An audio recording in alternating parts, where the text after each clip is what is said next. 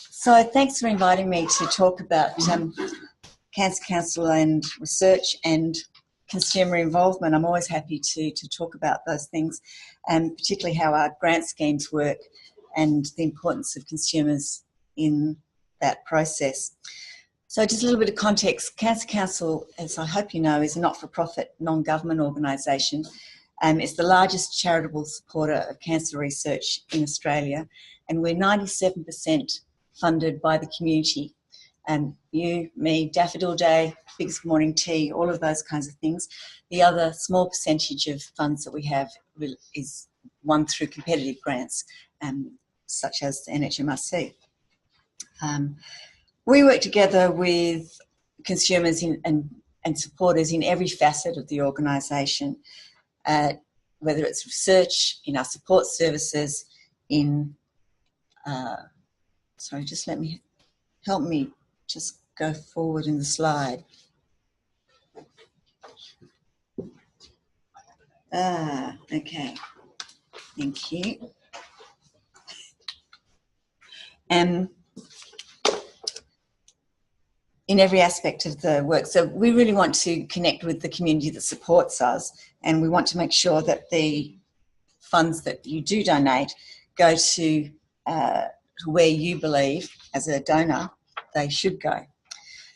One of the things that sets Cancer Council apart from other cancer charities is that we fund research into any cancer and across all stages of the cancer journey.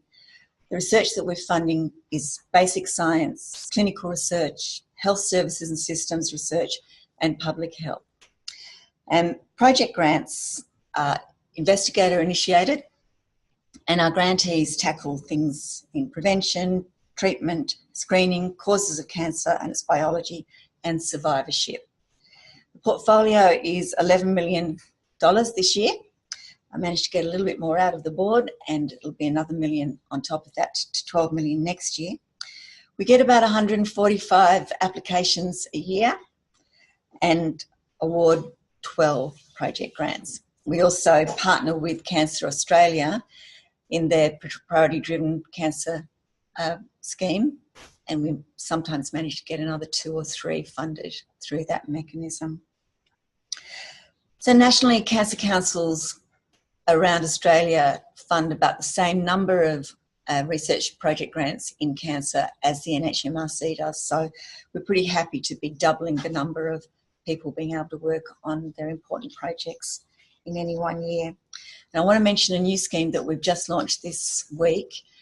If you go and have a look at our website or talk to your research office, they would have been notified about our new infrastructure research grant scheme, which will be funding projects up to $1 million for between 1 and 2 years to support research infrastructure in big data systems, systems biology, bioinformatics, genomics or proteomics. So have a look at that.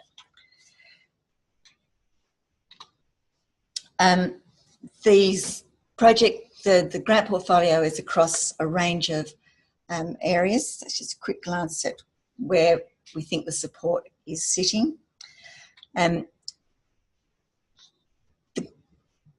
Deciding what research we fund involves consumers and peer review. So we expect all researchers who receive our funding to involve community members in their projects, and we involve community members in our funding decisions. Why? Well, members of the cancer community, we believe, have a unique insight into the problems faced by those going through cancer. And having consumers represented on our panels and working with researchers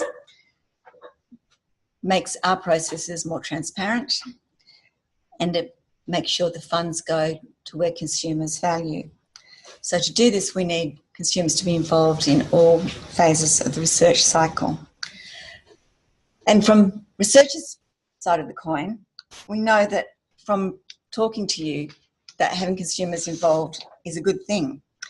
One of the researchers we funded a couple of years ago had a major breakthrough in her work that was reported in the media, and she really received a lot of attention and a lot of emails from people suffering from that particular cancer.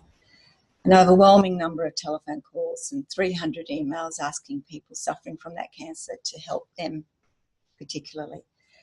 So the consumers involved in her project help her respond to all of those calls and all of those emails.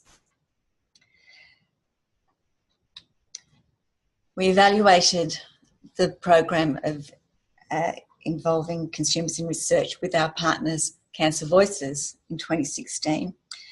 And there's all kinds of ways that the insights of consumers can make a difference.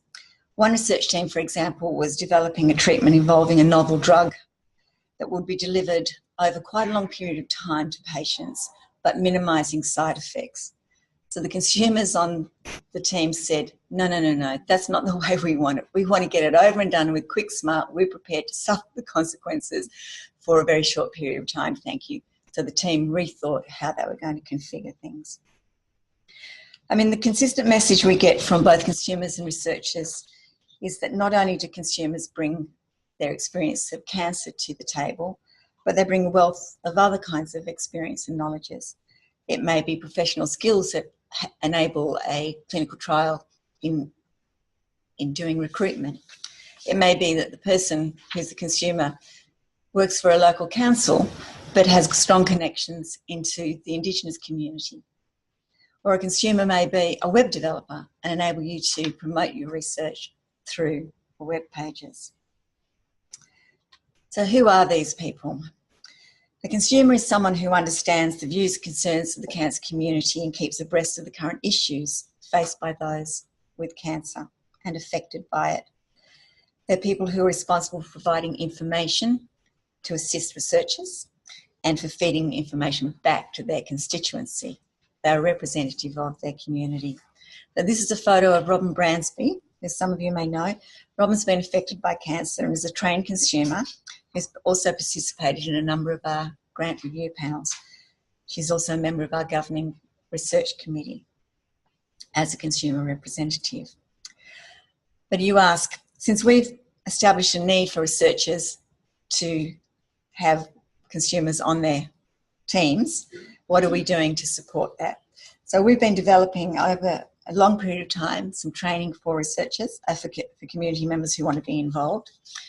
And it equips those people with the skills and basic knowledges, not just about cancer, but how to work with researchers, what the research environment is like, and how they can be involved, the grant application and review process, and some of the fundamentals, as I said, of cancer research. So the graduates of that training can then participate in a separate piece of training which enables them to review cancer-specific information in a grant application. So the panel reviews separate documentation, not the scientific application, which is reviewed, of course, through the National Health and Medical Research Council. And I'll come back a little bit more to some detail about the assessable criteria a bit later. But who can't be a consumer in your research? Well, it can't be a patient who's participating in a trial. And if someone's taking part in that way, they shouldn't be considered as a consumer representative in any way, because they wouldn't be able to potentially be completely independent. It wouldn't be somebody who's a layperson sitting on a human research ethics committee. They're not participating as a consumer. And it can't be any member of the team, even if they are currently actively receiving treatment for cancer or they're a cancer survivor. So how can you involve consumers in your research? There's a whole range of ways, and we talk about having an expectation of reasonable and appropriate level of consumer involvement. Now that can vary. It's going to depend on the type of research that's being undertaken. It may be different if you're undertaking basic research as opposed to qualitative or a clinical trial. The most important thing is that it's two-way, that consumers are involved from woe to go, and that you articulate to the panel how that's going to be affected. So consumers can be involved in the planning, in the conduct of the research, in publications and translation, before, during and after. So what you might find is, whilst you might have very high levels of involvement at one stage or another of the research, it may fade away at different periods of time. If you're going to apply for research grant funding through us or through Cancer Australia, Having one consumer is good, having two is much better. It's always nice for people to also have that support, for them not to be a lone consumer in the group. How to find consumers? Well, as I said, we partnered with Cancer Voices New South Wales, who are an advocacy group and provide a matching service for researchers to bring together consumers and researchers. They don't necessarily need to have a match in terms of the tumour type that they're looking at, but there's certainly people who are available and willing to participate, and there's some other ways there. And of course, there's a form. There's always a form. We ask you to fill it out. It's only a 2-pager, but that's sometimes the biggest challenge, I think, for our researchers, is to condense the requirements into a very small number of words about benefit, how you're going to get that benefit.